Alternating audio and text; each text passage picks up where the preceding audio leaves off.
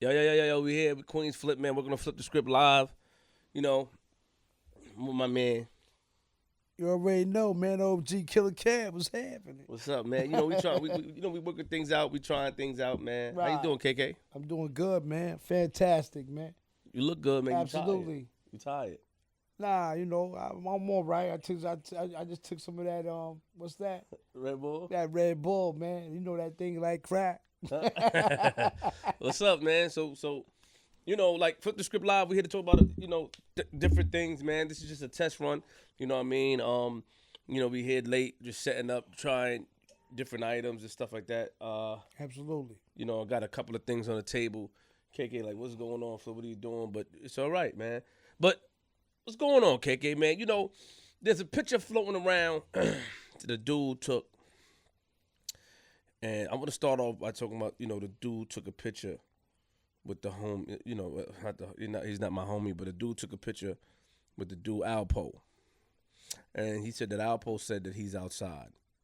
And, there's a lot of discrepancies about that initially. You know what I mean? People, saying, just have their opinions. My homie King Erna and a lot of other people have opinions about things. But, homie put a message and said Alpo said he's outside. What do you think the message? Outside me? Yeah. Let me tell you something. This may sound so far fetched. I like this. I like this topic. When people say they outside, they really outside. Mm. The whole thing about being outside is, all right, we outside, but where at is a $1 million question. Nobody never put their location really exactly where they at, specifically at. They just outside. Mm-hmm. So in that way, it's a kind of like a far-fetched situation as far as everybody's outside. I could be outside in Korea. I could be outside in Trinidad. Yeah, I'm outside. You see me outside. You see the trees. You see the cars. But where at? That's the problem, you heard? But that's what it is, though. Mm. You know So you feel like he's like antagonizing people? A lot of people don't like the fact that I don't know what people from the streets or people from the internet expect how people should handle the situation with homie, home and stuff. I don't know how they expect it to be handled. I really don't know, to be honest. About Poe? Yeah, I don't know how. Well, let me tell you something about Poe. Besides all the stuff that's going around saying what he did and what happened and things of that nature, you got to understand something about Poe. Like, and I said something about he's still considered a dangerous person. You heard? You know what I'm saying? And in that form of fashion, he's not approachable. You heard? It's dangerous for him to be approachable and to be set upon. So therefore, if in his way, in his mind, the way he move, I'm outside. And it's the people that's you get the people that's talking, that's saying we don't never see you outside, but still at the end of the day, Pope is still not an approachable human being. He's still considered dangerous. And you got to be more cautious about how you are able to approach. And what is your reason for the approach? Mm. You understand? Mm. Because if you have no relation to what's going on in his life or around his world, then you shouldn't even be talking about his approachness. You shouldn't be talking about it. Period. And I'm not protecting nobody, but I'm just saying, like, he's still not an approachable person. What do you mean he's not approachable, though, okay? What are you talking about? I feel as if though that everybody talking about if in fact, this is what I'm just saying. It's a theory to me because I don't know too much about Paul, but I hear a lot of people talk. But my thing and my theory is, all right, Paul did what he did. I'm not with that at all. But however, why would we talk? I don't see a reason why we badger someone or try to approach someone. But like his world don't have nothing to do with me. If he had anything to do with me, if I lived in Uptown or in Harlem where I was from, and I know the dudes that he knew the dudes that, you know what I'm saying? If he knew the dudes that I know the dudes or whatever happened with, and I was Uptown, then I'll be like, all right, it's a approachable situation. Because I feel some type of way. Keep going. Pardon me, y'all. I got it. Still working, KK. Yeah. You know what I'm saying? tried to hit you in the face. You did? This shit heavy too. This shit knocks somebody out. It's like a bon-ton. Yeah. Yeah. But you know. Yeah. I got it. All right. Yeah. You know, but that's basically what I'm saying is like, you know, he's still, when I say he's not an approachable type of person, he's still, in fact, in the opposition mind, could still stand out to be a dangerous individual. You know what I mean? My thing do you think that he'll risk it all?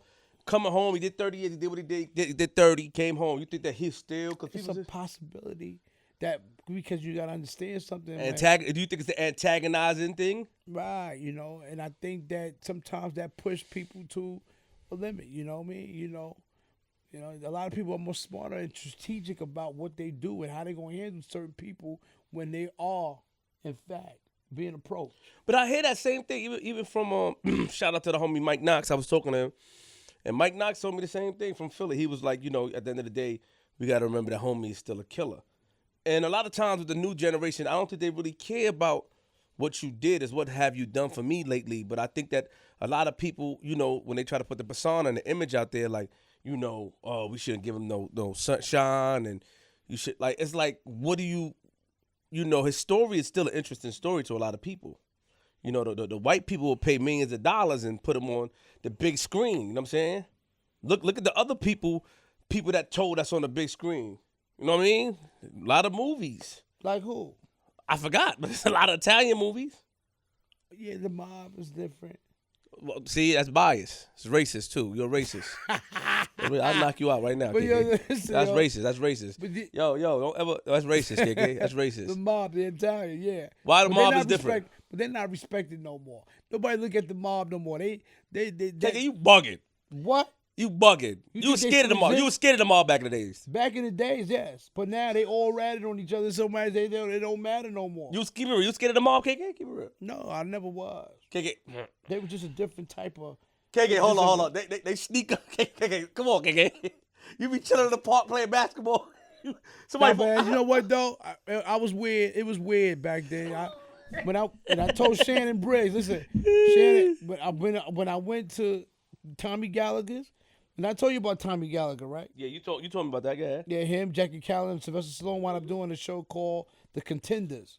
And I used to go to Tommy Gallagher's gym in Queens. And that's where Vito left me at. And he used to put me on errands. And I didn't know what I was doing. He used to give me the keys to the Q45 and be like, take this to this club. And it was a bag, so don't open it. Don't even act like you know what it is in it. Don't even look at it. And I used to have to go give it to people, you heard? What? Yeah, but I never asked no questions about it.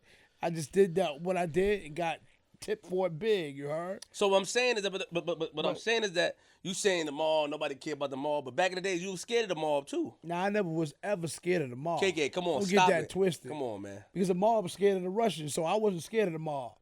I see the difference when the Russians came in. The mall wasn't scared of no Russians. Teach me. I ain't know that. Malls are scared of the Russians. Of course they was. What made the Russians different from the Italians? You know what made the Russians different from the Italians? Yeah. The Russians was their own mob. Listen, let me tell you that. We had Russian dudes fighting in my gym who was in control of the fighter itself, not the Italians. The Italians used to train the Russians and manage them. But you see the Russians there with the long black coats, with the black glasses. You heard?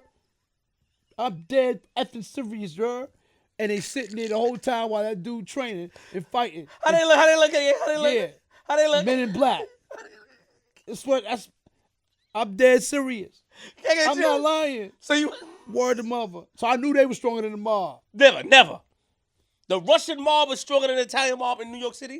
Stop it, man. I'm telling you, back in the 90s when let me tell you what happened. I'm gonna tell you a true story. Tell me. I'm gonna tell you a true story. Tell me, yeah, This is crazy. I'm gonna tell you a true story. There was a Russian that fought in the gym with me. Very quiet kid, you heard? Tall. I think he was undefeated. And, not to take nothing from the Russian kid, he was a very good fighter, but he was very intelligent in fighting. His aura was very precise, very respectful, but he hurt you, and he knew how to hurt you. And that's one of the things that I observed about this guy.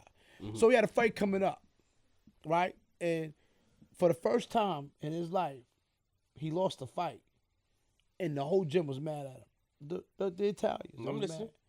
But to make a long story short, this is deep. To make a long story short, I don't make it short. all right, I ain't gonna make it short. You heard? But anyway, this Italian kid lost his fight, his first pro fight, and he wound up disappearing out of nowhere. Never came back to the gym. So Italian or Russian kid? The Russian kid. Okay, all right. You said Italian. Oh, my bad. The Russian kid. I'm here to help. Who was managed by the Italians, but who had the Russians come to the gym with the black glasses on and a long trench coat. They stood there. I don't never know. They never talked to nobody. They just looked. And they just observed. And they stood up. Never sat down. They just stood there. And I used to always tell him, what's wrong? He's like, mind your business, you heard? I'm like, all right, man, I ain't never asked no more questions. You heard? Yeah. I'm dead serious. But anyway, sad story. I never seen the kid no more. And years go by, I got arrested. Right? I got arrested. For murder. And throughout the years, on Rikers Island, this happened, I think, 91 when I was in that gym, 92 when I turned pro, but I was in 96 or 95, I was still on Rikers Island. His name surfaced up. Artemir Neves, something like that. His name anyway popped up. I'm going to tell you how his name popped up. He was missing. He was considered a missing person report. He was in a missing report after he lost his fight. And you know what I thought? I said, the mob killed him. The mob killed him. That's the first thing I thought, right? And they said they can't find him. I said, man, the mob killed him. I been knew that. The energy told me when he lost his first fight, he disappeared. I said, they killed that man. Now I started getting nervous, you heard? I started getting real nervous, you heard? But listen to this. I'm listening. I'm on Rikers Island. They did a demolition on a building and found him in the basement, the remains. They found his body. 95, 3-4 years later. In a condemned building that they demolished him. This is a true story. Now, this is the story that I got while I was in prison.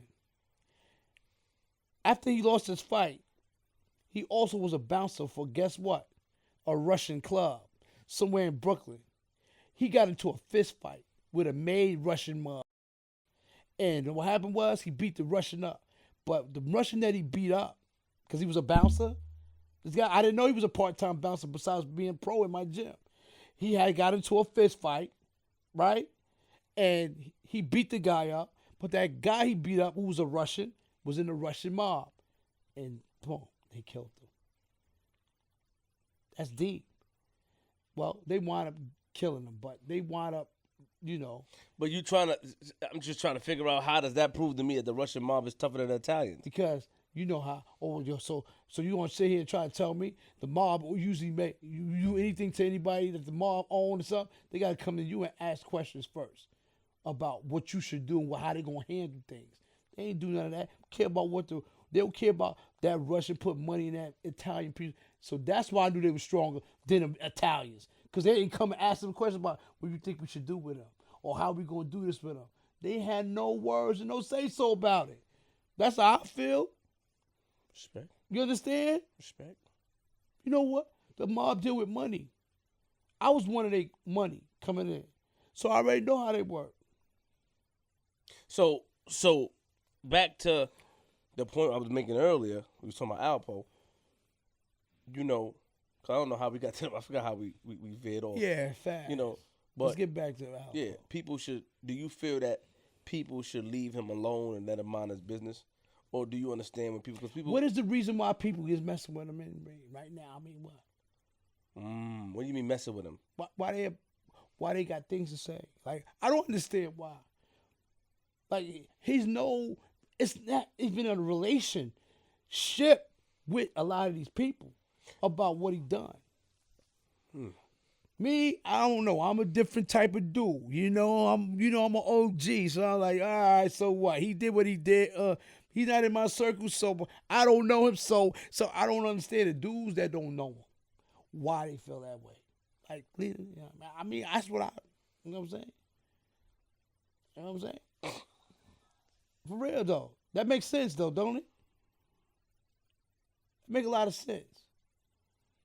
Why? I mean, I don't understand why. Let them live. My opinion is that, sometimes that people, I think that people use certain type of agendas to talk about them. And I'm not talking about anybody in particular, but I look up there and there's a lot of blogs out there and a lot of things pertaining to, King Erna, he has his own, that's his wave. So he does it with anybody. There's no biasness. So I understand. I don't understand, and I told him this, you keep going, but he has his reasons. Yeah, he said something about Capone. What Capone? Noriega Capone. I heard him say something about him. I was supposed to have been telling. And when I heard him, I don't know that. I didn't see it. No, I see King Erna said something about. He said something about Capone. I don't know. It might be Noriega. I don't know which one is what Capone he was talking about, but I'm quite sure he said something about King Erna. I heard King Erna was walking. I seen him walk. I seen his video walking, and he was calling out Capone. And it grabbed my attention. I was like, what he talking about? What he talking about now? That threw me off, and I was like, so I started listening intensely on it, and I'm quite sure, I don't know, I'm quite sure he was talking about that Capone and the situation that happened and saying that something about some paperwork and that he was like, no, y'all took it wrong or y'all read it wrong. I don't know, but, My main thing with the whole thing with paperwork, and I'm going to let me get to my point and then I'm going to get back to that. The thing is, what I'm saying is that's his way, but a lot of people, they try to put things out there to gain traction, to be part of something. Because at the end of the day, if you don't talk about... But what reason? If you don't talk about homie, your name, if you don't talk about him, because by talking about him, you become, it's like you are part of the solution or the problem. And they try to make it seem like by people like myself or whomever talk about him or interview him, we're part of the problem because we are glorifying or put him on a pedestal. But the crazy thing about it is that there's no blemish. I have no paperwork on me, or a lot of people don't have paperwork. But if you, and I always thought this, like, if your brother you grew up with, he tell, or your father that you love or you were close with tell. You know what I mean? China Mac told me his father told, and he don't mess with his father anymore. China Mac said my father was old, and that's a fact. I understand it. Right. Some people not that. Some people not like that though. Right. Some people will play you from a distance, like you my pop, I love you.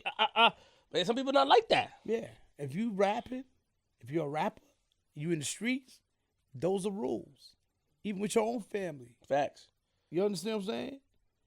I'm not saying that goes for everybody else, because you got some people that are civilians and they're gonna still have in relation with that type of people in their life, and they still gonna love them and they still gonna support them. You did the right thing, buddy.